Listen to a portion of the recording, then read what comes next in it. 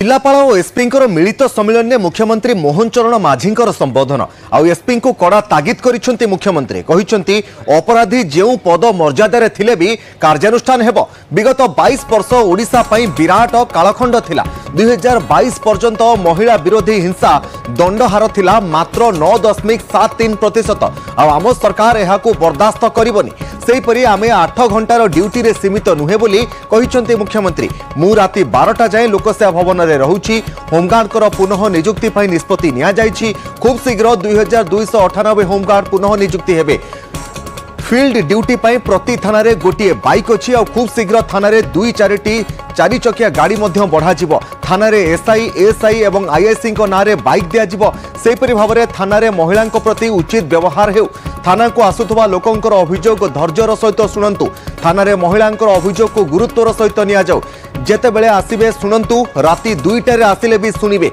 रातिर अभियोग को गुरुत्वर सहित नि जाऊ एवं धैर्यर सहित मामला शुणी रुजु करने को कहिसेंती मुख्यमंत्री। पुलिस लोकंकर बंधु हेउ। थाना रे महिला एवं शिशु डेस्क को अधिक कार्यशील कराइबा को कहिसेंती मुख्यमंत्री। सेहीपरि भाव में राज्य में जोरदार हेबो माओ दमन अभियान। माओ दमन पई समस्त उपकरण जोगाई दिया जिवो। दिन थिला ओडिशा माओ हिंसार शिकार हेउथला हेले एबे राज्य पुलिस और केंद्रीय सुरक्षा बल सहायता रे स्थिति संपूर्ण भाव में सुधुरिछि।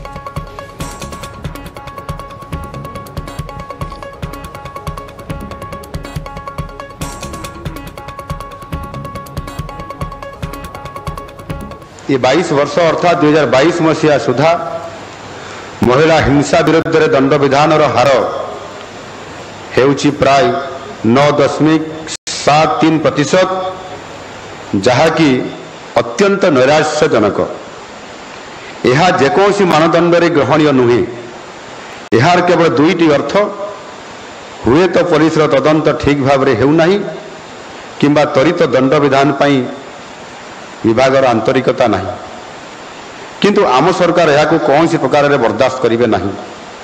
मु पुलिस महानिदेशक को कहबी महिला हिंसा संबंध में जिलावारी और हिंसा प्रकार वारी विस्तृत तथ्य प्रदान करने सहित प्रति जिले में दंड विधान कन्विक्शन तथा दंड विधान पेंडिंग स्टाटस और ताहार कारण विषय में 1 सप्ताह मध्य तथ्य देवे। यह को सठिक भाव अनुधान कर सारिया परे आईन विभाग सहित परामर्श विमर्श करी भविष्य कार्यपंथा निश्चित भाव में निष्पत्ति निया। तेणु पुलिस काम होउछि केवल न्यायपूर्ण व्यवहार नुहे, यह साधारण रे देखा देवा उचित। जेमिति इंग्राजी रे कहा जाए not only giving justice but should be seen to be giving justice. आशा करुछि यही दिग प्रति पुलिस को विभिन्न स्तर में नेतृत्व देउथबा अधिकारी माने स्वतंत्र भाव में ध्यान देवे। विगत वर्ष गुड़िक रेकर्ड देखिले मो मन को गभीर आघात लगी। महिला विरुद्ध में असदाचरण जहाँ साधारण भाव ईव टीजिंग कह जाए ओडिशा रे दुर्भाग्यजनक भाव में ये अधिक अच्छी। मुझे मर्माहत।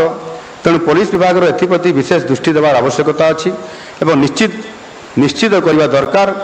आम राज्य रे छात्री युवती एवं महिला भावे अपराधर स्वेच्छारे स्व इच्छा विचरण जेभली भाव में करें यही लक्ष्य हासिल करने जहाँ सब करने आवश्यक तुरंत करंतु। एक सभ्य समाज रे ए प्रकार घृण्य कार्य कौन स्थान ना।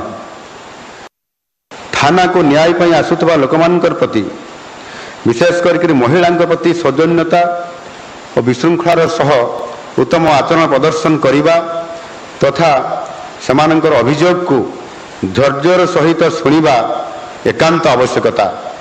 से अभियोगकारी दिन बेले आसतु, संध्या बेले आसतु वा राति आसतु, राति 2टा बेले भी आसतु। आमे जेहेतु आमर कर्तव्य ये जे राति जी आसीबो एवं महिला जदि आसीबो ताहले आहुरी ये निश्चित भाव में स्पर्शकातर कथा। ये कथा को निश्चित भाव में गुरुत्व देवार आवश्यकता अच्छी। आज भी मुझे सबुदिन 2टा और 3टा पर शोचे। ये 12:30 बेले जाऊँ मु लोकसभा भवन रू मो अधिकारी मैंने मते एमती समय आसला से मते एबे अनुरोध करुँच आप शीघ्र टिके ये कम को सारिकी जीवाई ମୁଁ ତାଙ୍କୁ ଅନୁରୋଧ କରିଛି ମୋ ଆଡ଼ୁ ଯେ ଯାହାର ଯେଉଁ ଅଧିକାରୀଙ୍କର କାମ ଅଛି ବା ଶୀଘ୍ର ଯିବାର ଅଛି ଆପଣମାନେ ଯାଇପାରିବେ, କିନ୍ତୁ ମୁଁ ଶୀଘ୍ର ଯିବା ପାଇଁ ଆପଣ କହିବେ ନାହିଁ। ମୁଁ ତାଙ୍କୁ ଅନୁରୋଧ ଜଣାଇଛି।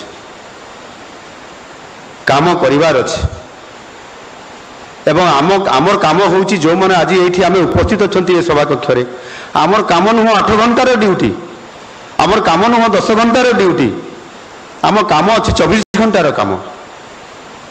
24 ଘଣ୍ଟା ଭିତରେ ବି ବିଶ୍ରାମ ଅଛି। ଆମକୁ 18 ଘଣ୍ଟା କରିବାର ବି ସ୍କୋପ ଅଛି। माननीय प्रधानमंत्री जी 18 घंटा काम करुँच तापर भी सुस्थ अच्छा एवं खाली ये भारत वर्षर नुह सारा विश्वर काम को देखुंट